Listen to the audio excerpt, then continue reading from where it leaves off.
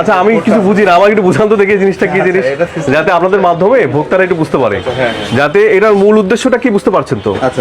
অবৈধভাবে যে মোবাইলগুলো বিক্রি হতো সেগুলোকে রোধ করা, তাই তো?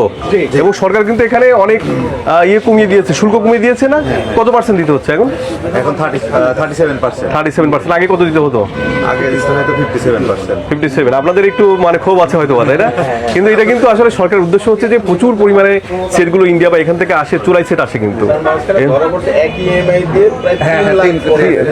এরকম চিন্তা করছেন একই EMI দিয়ে 3 লাখের উপর মানে সেট, চিন্তা করছেন?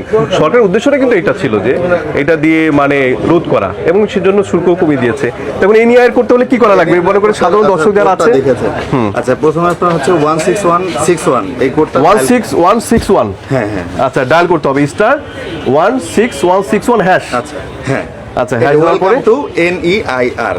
আচ্ছা, ওয়েলকাম টু NEIR আসবে। আচ্ছা, তারপরে আপনি যদি হচ্ছে ফোনটি রেজিস্টার করতে চান তাহলে আপনাকে ডি রেজিস্টারের উপর ক্লিক করতে হবে, এবং আর যদি রেজিস্টার করতে চাই তাহলে ডি রেজিস্টারে ডি রেজিস্টার, এবং আচ্ছা। যদি আপনি চেক করতে চান তাহলে সেই ক্ষেত্রে টুতে স্ট্যাটাস, হ্যাঁ টুতে, মানে এই যে স্ট্যাটাস আমি একটু দেখাই দিই, জি দেখি এটা একটু হ্যাঁ ক্যান্সেল করে দেন।